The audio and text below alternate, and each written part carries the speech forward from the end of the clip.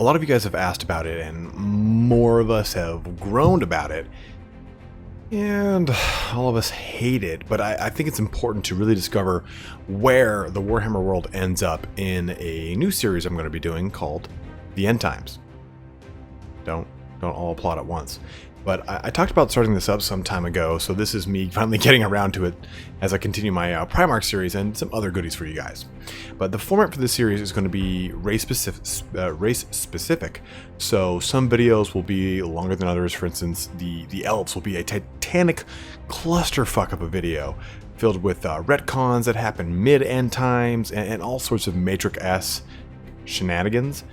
Seriously, just think the ending to the Matrix, and we'll get to that in a second here, but I'm going to cover the legendary lords we see in Total War Warhammer 1 and 2, as well as their fate in End Times as part of an overarching lore video. So to start us off down this very sad and miserable road is the Dwarfs. Now, I need to make a quick disclaimer here. I'm not overly mad at Age of Sigmar. I just grew up reading and devouring every bit of the Warhammer Fantasy Battles lore, so it's hard to see all of it just go away, quote unquote. Now, knowing what I know about the lore of the End Times and of Age of Sigmar, I think we could come to a state like the 8th edition's lore in the next Age of Sigmar edition. You see, in the End Times, it's discovered that all the patron gods of all the races are actually survivors of the previous End Times.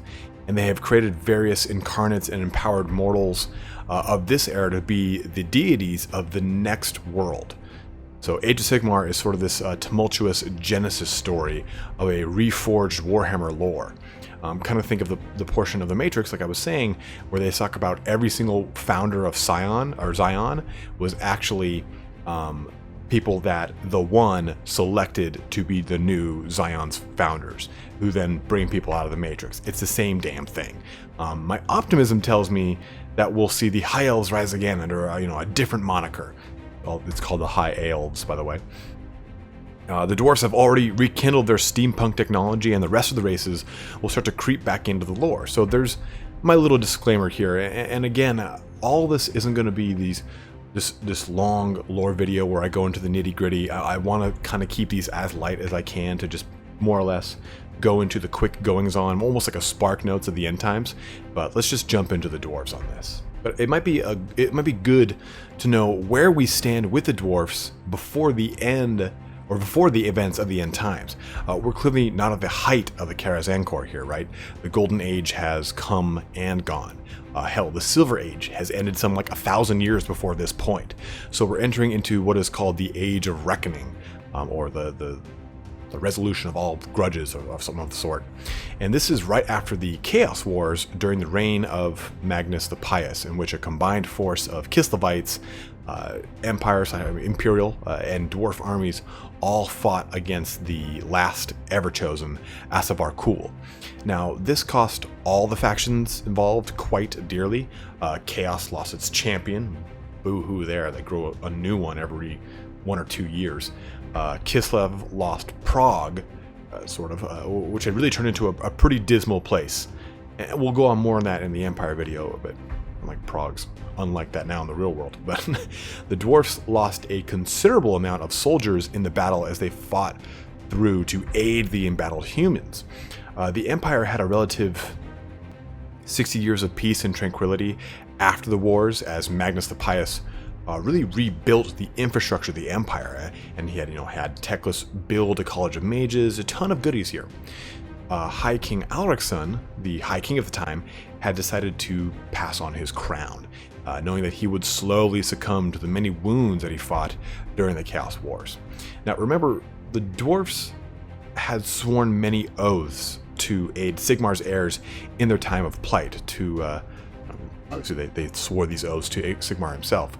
So there is a very close relationship between the humans and the Dwarfs, especially in these extremely dire times that seem to befall the two races almost daily. I mean, that's what the the Storm of Chaos is all about, and how those campaigns about, the Dwarfs come out of the holds to honor their ancient oaths, and they buff up Vaulton and all that action. But Alricsson was pretty worried about the well-being of the dwarfs as a whole, as they all really started to grow more and more distant.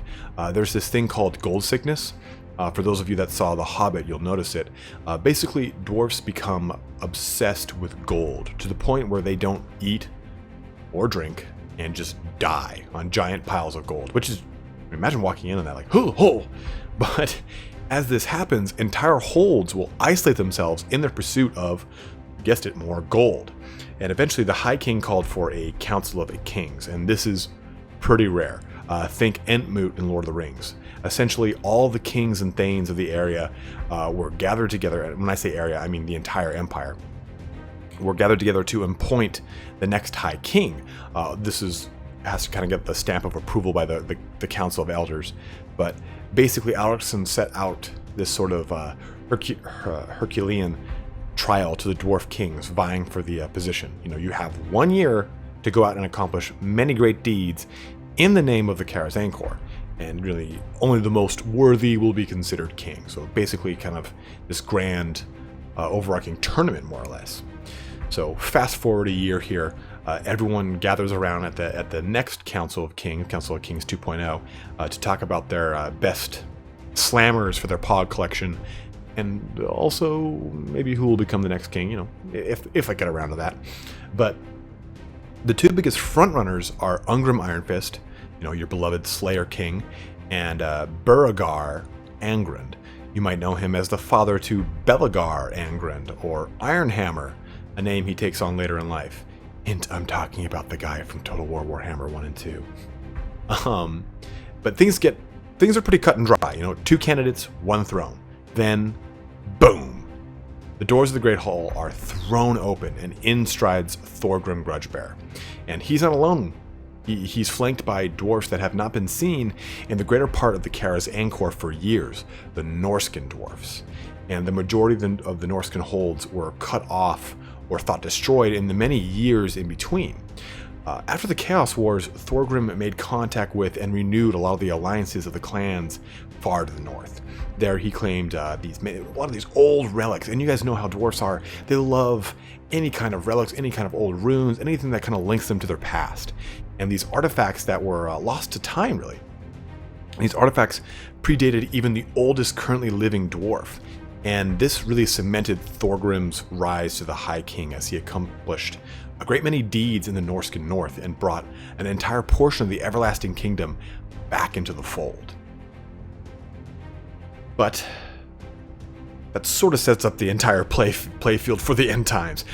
We have the eventual recapture of Carrick 8 Peaks by Belegar Ironhammer that occurs right before everything gets kicked off. Skarsnik loses out on the race to take Carrick 8 Peaks as the dwarfs push both Skaven of Clan Moors and Greenskins out of the ancient dwarf hold. Doing so really pisses off Queek Headtaker, of course. Why wouldn't it?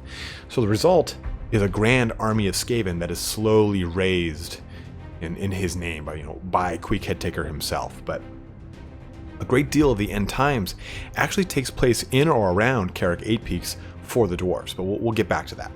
For now, let's focus on Thorak Ironbrow, one of the first names to really leave us.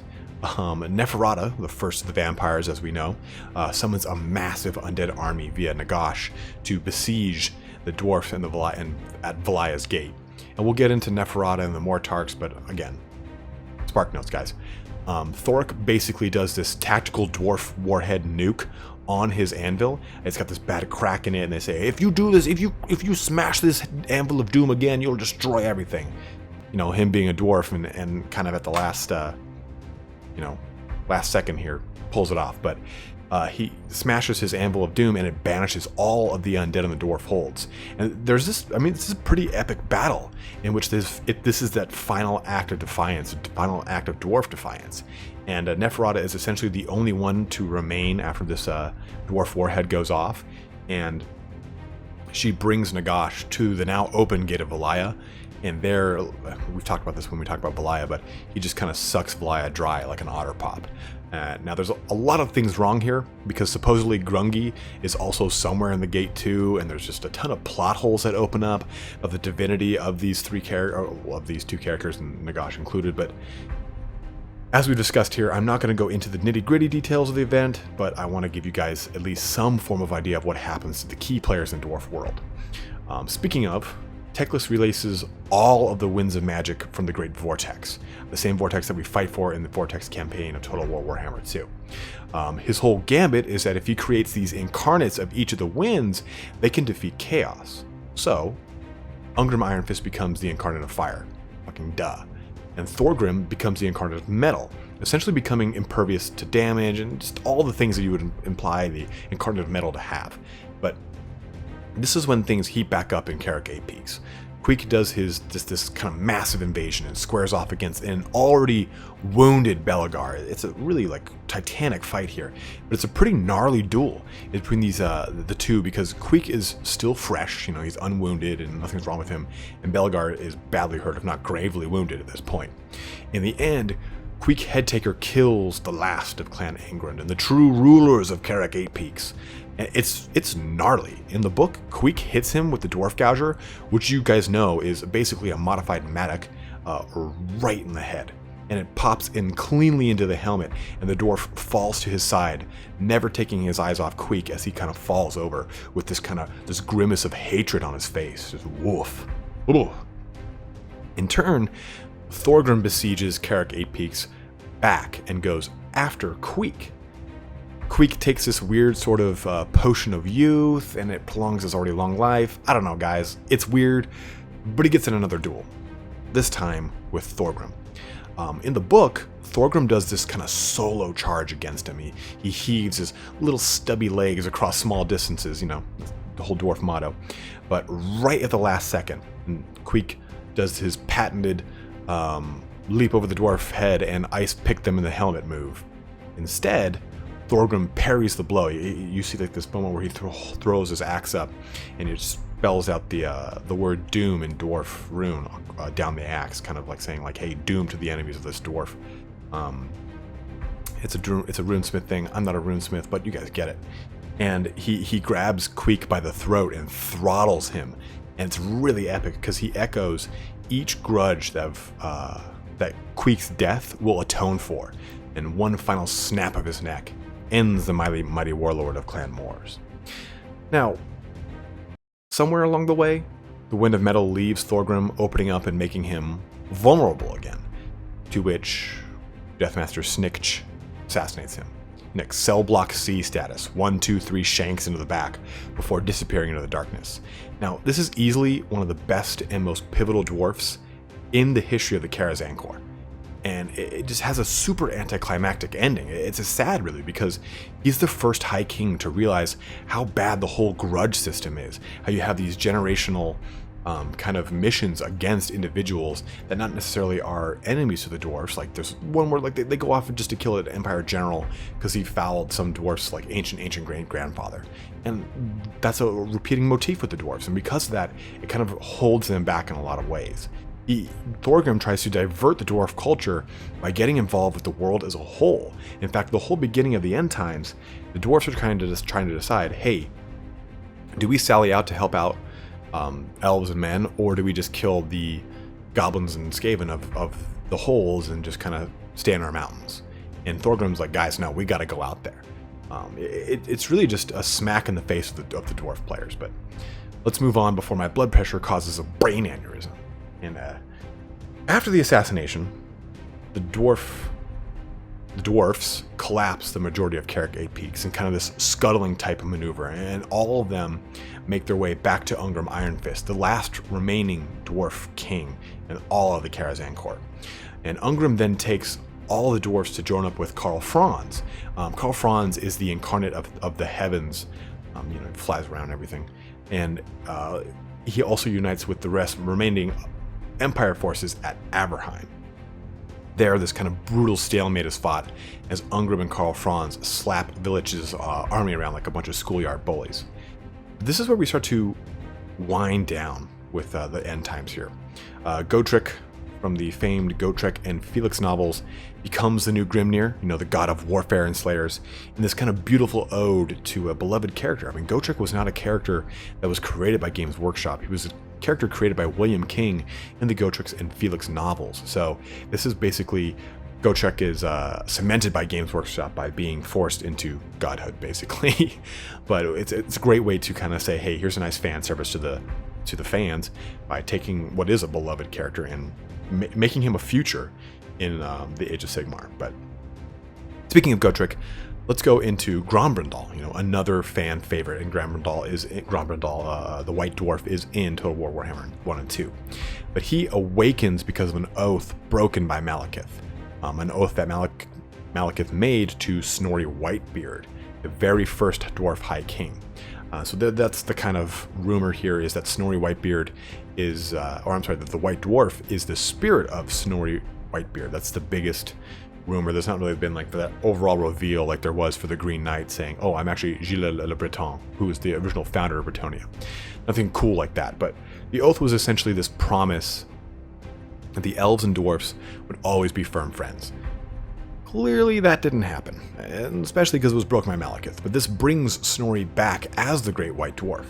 And in the end times, Grombrindal goes off to find Malekith, then saves him at the last minute by throwing an axe and preventing him from getting killed while forgiving him all in the same seemingly awkward moment.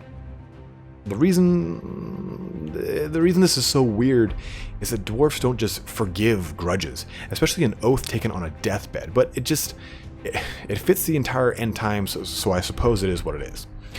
Ungrim Ironfist is eventually, though, killed by the Lord of the End Times as he tries to stall for more time to allow Balthazar Gelt to get the remaining dwarfs and humans, including Franzia, out of Aberheim. The sacrifice, him being a slayer, buys them just enough time, and the resulting death brings about this gigantic eruption from the winds of fire that are locked from within Ungrim that just explode out from him, and it kills everything in Aberheim, sparing, of course, Archaon himself. So, he just kind of fizzles out. It's so sad, though, guys. It's so sad because he gets this epic end befitting an honorable dwarf, while Thorgrim just gets prison shanked. Ugh. Either way, the last moment that the dwarfs have in this world is this glorious last stand. The vengeful ghost of every past dwarf to have ever lived is led out by Grombrindal to make one final stand and avenge all grudges. The remaining dwarfs that didn't die at Aberheim are flanked.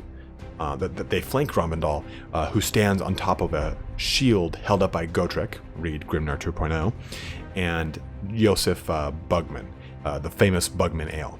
Now, this is an ode to the 30th anniversary model that came out, 11 years ago now, so it came out around 2006, 2007. Either way, that really concludes the mighty Kharaz Angkor in the 8th edition and end times of the Warhammer universe. But all is not lost. The dwarfs still exist in Age of Sigmar as the Kharadron overlords, and Gotrek leads the Fire Slayers. So, they're still in there in spirit. So I hope you guys got a good idea of what happened leading up to the end times and the subsequent insanity that happens throughout the end times. I'm hoping this gives you perspective on why this point in Warhammer history is such a mixed bag. On one hand, you have some great stuff, and on the other hand, you have you just gotta cringe your way through it. But at least you have an idea of what happens to all of your favorite characters in the cataclysmic end of the Warhammer universe, or timeline at least. And I apologize if my attitude on it is a little swaying both ways, because like I said, it is such a mixed bag. There's some parts where you're like, oh, this is Warhammer poetry, and other parts where you're like, are you fucking kidding me? So either way, guys, thanks so much for watching here today. Don't forget to like and or comment below, and have a good one. Take care.